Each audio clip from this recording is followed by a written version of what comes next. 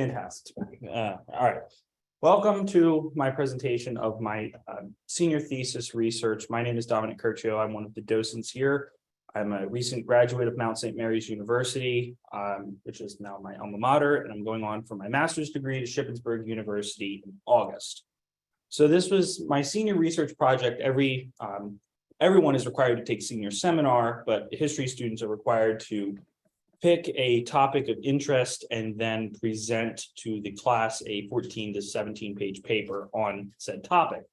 So this PowerPoint presentation is derived from that paper, which I will get into in a moment as to how it came about. So the goal of this paper originally was to have this moved out of the way. Look at historic preservation as a general theme, do a case study of Mount St. Mary's, and look at the buildings on campus that are viable for the National Register of Historic Places. The reason why, as I'll get into, is that this process was originally began in 1980 and was halted due to borderline government incompetence, which we'll get to, changing of the guidelines of the Historic Preservation Act of 1980, which caused a delay, and also Mount St. Mary's was approaching its 175th anniversary at that point. So the university didn't want to get nailed down with restrictions from the register.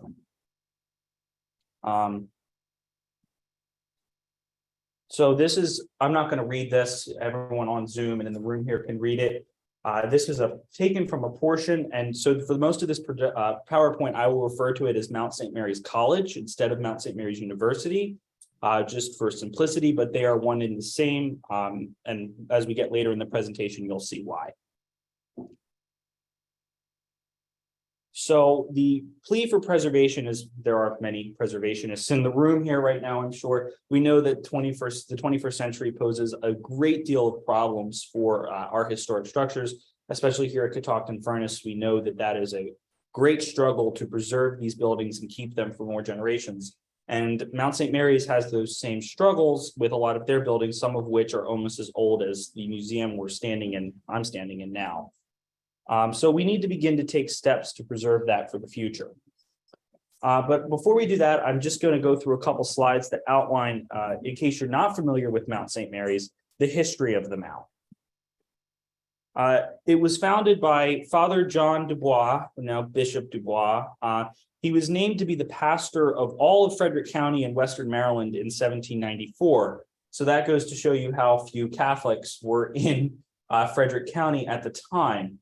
And he laid the cornerstone of a little church known as Old St. Mary's, then St. Mary's on the Hill.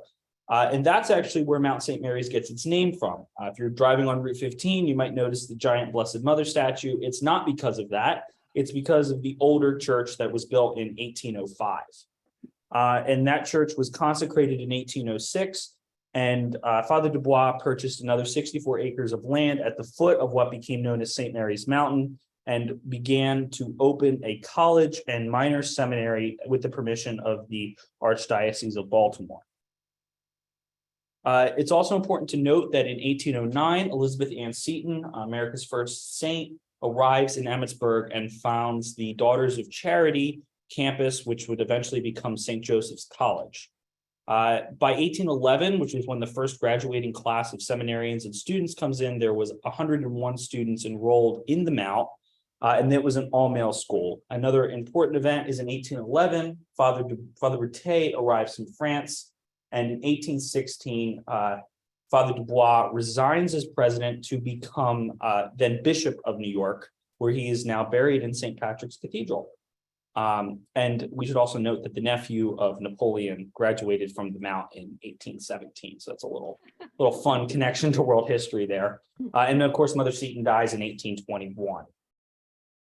Our first oldest building, now there's some debate between the different camps. Some will say that Barrett Hall is the oldest, but I'm going to go with Dubois and I will explain why.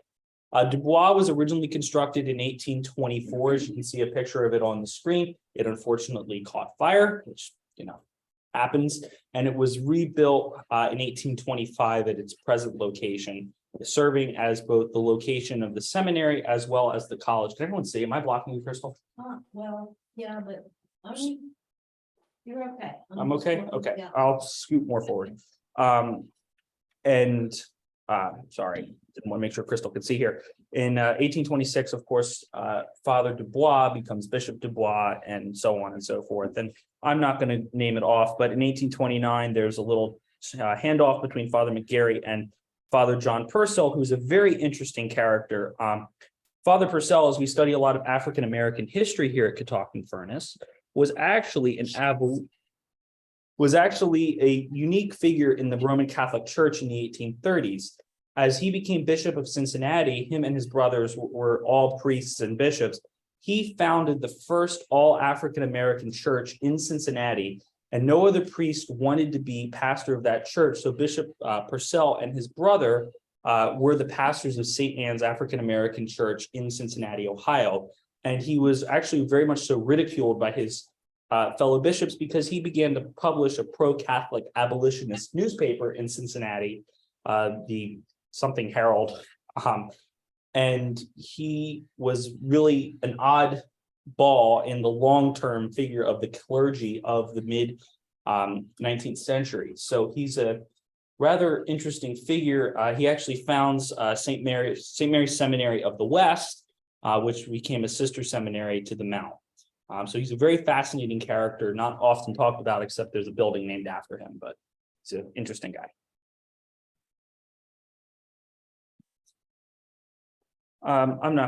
It's important to note here that on this slide in 1836, Barrett Hall is constructed. Now, some camps will say that Barrett Hall is the oldest building on campus. However, I say that it is not, because it was originally part of a spring house built in the 1810s, but that was so drastically altered to become St. Vincent's Chapel in 1836 that we really cannot say that it's the oldest building, as Dubois is the oldest building still serving in its original function since 1824. And I know because at least 3 people in this room right now have lived in that building. And of course, in 1838, Father John McCaffrey becomes president. In 1842, Bishop Dubois has his last visit, and Father John Hughes becomes the first Archbishop of New York, and Brute Hall is built in 1843. John McCaffrey, of course, is going to be a very influential figure in the Mount during the 1860s and 70s, as we'll see. McCaffrey Hall is built, Purcell Hall is built. In 1858, the last enslaved person at the Mount was emancipated, and the cadet program was started in 1860. And in 1861, the United States Civil War began. A Mount faculty member took 2 students to go with him to join the Confederate Army. I know that's a sore subject. And there was beginning construction of a new chapel, which I'll show you in a later slide. And that has to stop. That was Father McCaffrey's dream, to build a great Gothic cathedral on campus, and well, that doesn't work out. And in 1863, there's the Battle of Gettysburg, and the entire class goes up to Indian Lookout to observe the battle, explicitly against Father McCaffrey's wishes, and he dismisses the entire class of 1863. But luckily, all of the students were reinstated, and all but one. So that's a little, Father McCaffrey was not happy about that. Father McCaffrey resigns, of course, in 1872, and he is replaced. In 1881, the Mount St. Mary's College declares bankruptcy for the first time. It's going to be a trend later on.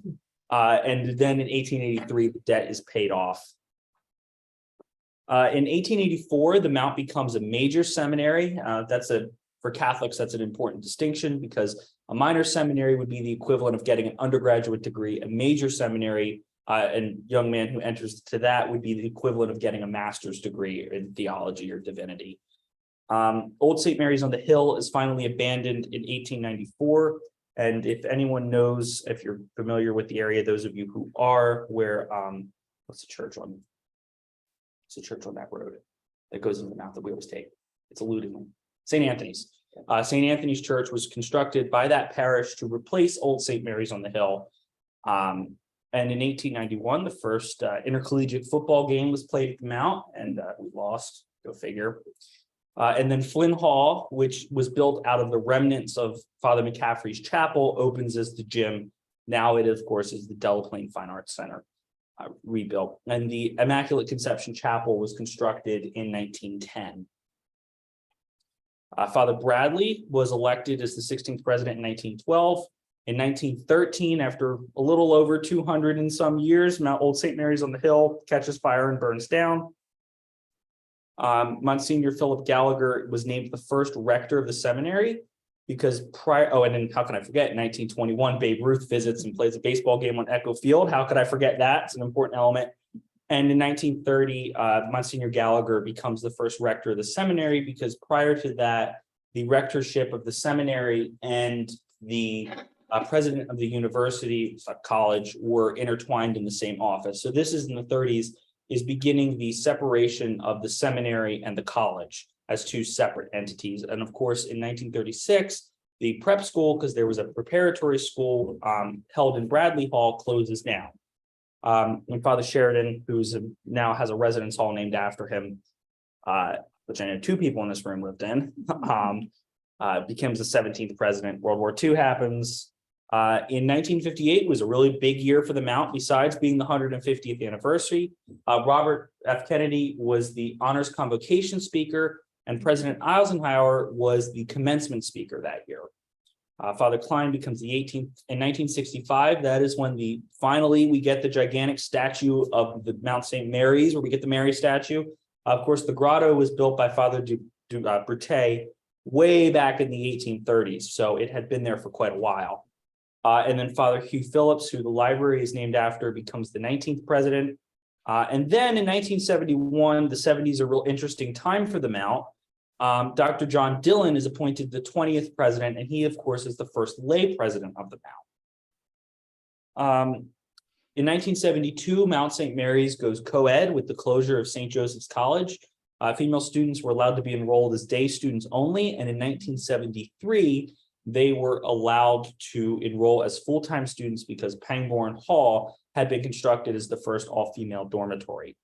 The Knott Academic Center, which is our current academic center, which just received, I believe, a $7 million renovation this year, opened in 1975.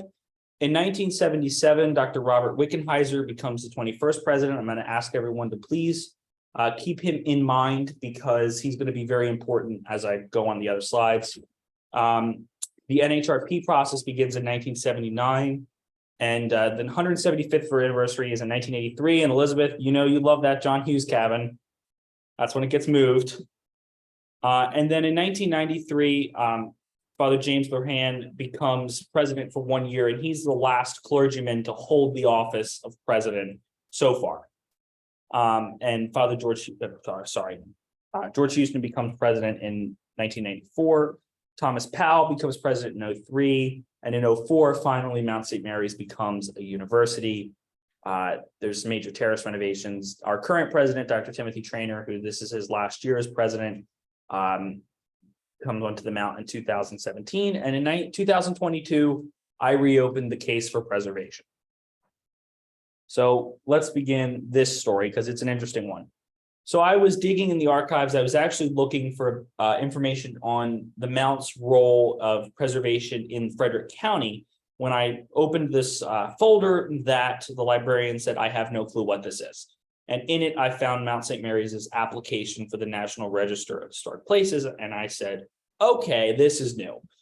So after working with Elizabeth for a number of years for about a year at this point, on Catoctin Furnace, I decided that, okay, we need to do something here because the Mount has really old buildings that really need to be taken care of. And they began this process in 1979, and it's going to take about a year before they even submit to the state. So I listed here the oldest structures on campus. The picture here is our outdoor swimming pool, which is now a parking lot, ironically. But, you know, that's just how it is.